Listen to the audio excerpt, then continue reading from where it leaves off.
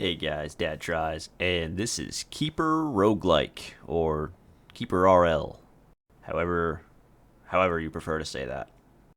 I'm going to preface this video with the fact that it is allergy season in the Northern Hemisphere, so apologies for how I sound because the pollen is strong up here. And if you don't have allergies, then to hell with you, go outside, stop playing games, go outside. Sound like my dad. Shit.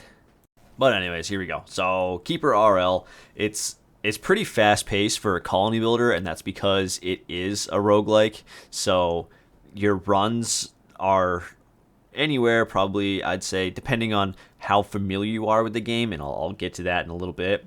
But runs can take anywhere from 30 minutes to 4 hours, depending on what you set for your world variables, what you set for your villains, and things like that. But the game is pretty robust or mature, I guess I should say. So the game originally came out 10 years ago now, and it just hit its 1.0 release like last month. I guess almost 2 months ago. It looks like it was released 1.0 on February 29th, and it's currently on sale right now, 30% off for $13.99.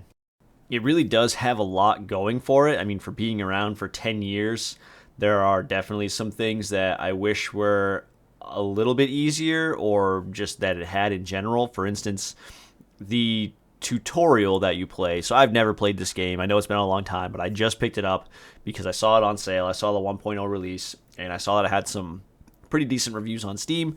So I went ahead and got it.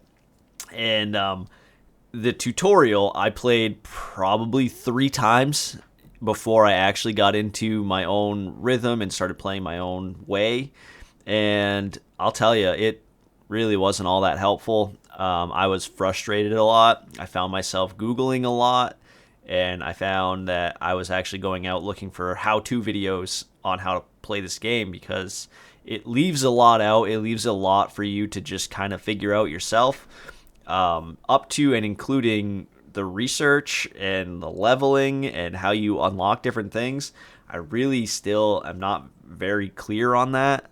And anyone who does know this game and is watching this video and watching how I've set up my colony and how I'm going about this run, there's probably 1,000 things that I've done wrong, but I don't know any better. And the only way to get better at this game is to just read documents on documents and find the wiki and go through all of that, and then find the tutorials online and watch all of those. So really, if you want to play this game and be successful and take advantage of everything that it has to offer, you have to be ready for a very steep learning curve. If you've never played a colony builder before, you're even worse off. I mean, I've played a lot of RimWorld. I've played Dwarf Fortress. I mean, there's a ton. I really like colony builders, so those are just a couple that I've played. I'm not particularly great at any of them, but they're fun. They're relaxing kinds of games, and often you can pause them at any time, which is the case with this as well. You just hit space and everything pauses. You can speed up time, so if there's mundane tasks you're just waiting to be done with, then go ahead and turn it up to 4 times the speed or very fast. And you're just one spacebar push away from pausing the game and walking away from it. So I mean, that it really does. It fits my lifestyle, but all of the research and learning that you need to do to get to that point where you feel comfortable just playing the game and relaxing, it takes time. But once you do get going, you'll find that there really is a lot to be done and a lot to see and experiment with. There's a ton of different classes that you can be, and by that I mean your keeper, so the person, your main character, that if dies, your run is over. So, and I don't know, maybe this isn't the right strategy, but I tend to leave my keeper nice, safe, cozy inside my base, and I send all my minions to do the bidding. So in this game, your minions are your typical run-of-the-mill bad guys from other games, and your goal is to burn and pillage all of the surrounding factions that are not your allies. So you can be anywhere from, I'm commanding an army of imps and goblins. I even tried an undead playthrough, and that was really hard because you have to actually farm the corpses of your fallen enemies, and you have to get them before they rot, I think, and you have to get them back so that you can use them as a resource, but make sure that you use them as a resource before they go bad, and it's a really hard balance. So the undead overlord, that's a hard playthrough. I don't recommend picking that one. I would get your feet wet with some of the other more forgiving ones first. For instance, the imps have unlimited carrying capacity, so you send some of those guys out to kind of clean up after what probably your goblin army has done. You just send the imps out, they collect all the stuff and bring it back. But and yeah, that's the kind of overview of this game, right? Is you're actually playing, you're the bad guys, you're the orcs, you're the ogres, and you're terrorizing the countryside, and your goal is just complete overtaking of the surrounding world. Your goal is to eliminate the enemy factions, which are typically like your peasants and farmers and their donkeys. So kill them all, take their stuff, use it for your own well-being, and rinse and repeat. Once you've cleared out all the factions, you win, and you can start again with new rule sets, or however you want to set up your custom run. That's your next playthrough.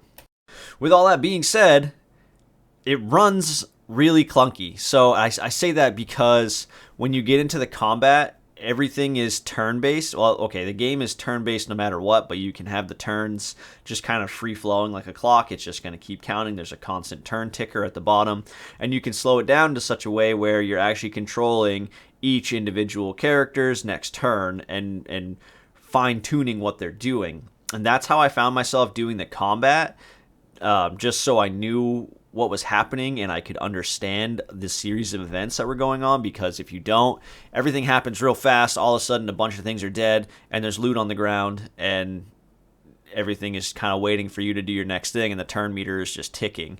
So I got kind of lost on that a few times. It really did take some getting used to. I'm still not super used to it yet, and I play at like a snail's pace when it comes to combat. And maybe that's what everybody else does as well. I don't know. I really don't. I picked it up and I started playing. So then that's how I roll in this game, I guess. Another really cool thing to note about this one is it is Steam Deck verified, which is a good thing and a bad thing. So I love playing on my Steam Deck. Handheld mode is great, and the controls are actually pretty good. They're intuitive. The official layout for the Steam Deck works great. The one thing that I didn't spend a ton of time on, but it wasn't painfully obvious either, is that I was playing with my Steam Deck docked, so I was using a mouse and keyboard, and all the tooltips and buttons that I was getting when I was doing the tutorial was actually telling me what keys to press on my Steam Deck, because it detected I was playing on the deck and it gave me the deck layout. But I was actually using a keyboard and mouse. The Steam Deck was just in desktop mode because I had it plugged into a dock. So I had to kind of go back and look at the keys some more and really figure out exactly what it was I needed to do. And I couldn't figure out how to tell it to just treat my Steam Deck like a regular PC. So I got over it. Not a huge deal, but it was kind of annoying. I didn't notice a lot of bugs. The game ran great.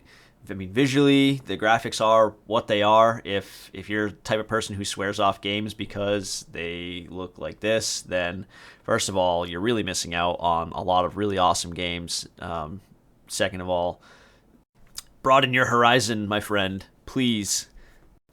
But anyways, my closing thoughts on KeeperRL is that there's a lot here. There's a lot to be seen. There's a lot to do. You're never going to have the same run twice. And I think that there's definitely $20 worth of entertainment here. You'll get 20 hours out of it. If this is a kind of game that you enjoy, then absolutely. I mean, worst case scenario, wait for sale. Again, right now it's on sale for $14, but it's going to go up to 20 in, I mean, at the time of recording, 12 minutes. So sorry. But KeeperRL is very unique in its genre just because of how it's set up. It's a colony builder. It still makes you think you have all of the management that you need to do in a colony builder. It's not going to take you 50 hours to complete your objective. You can be done in 30 minutes if you want to be done in 30 minutes. I mean, it's awesome in that sense, because if you want to just be done and you're sick of your colony or you're sick of your playstyle in this particular instance, then just finish up, start another one. So that's really great. If you're looking at this and you are new to the colony builder genre, I would say stay clear away, put this one on the back burner for a while, and play one that has a better tutorial, one that really holds your hand for a little bit longer. I'm gonna put a plug in for RimWorld here. I promise I get no royalties from RimWorld. They do not care what I have to say. But if you're looking for a colony builder and it's your first one, or you're new to the genre, check out RimWorld. The tutorials are very good. There's a lot of documentation. It's a very popular one. There's a lot of videos. The wiki's huge. So I would start there. This one's fun. It's just not for beginners. And even if you are experienced and seasoned in the colony builder genre, I'm willing to bet you are going to find yourself Googling and watching videos on how to play this game as well. So just know it comes with a learning curve, but once you get there, it's pretty fun. That's it. Have a great rest of your day.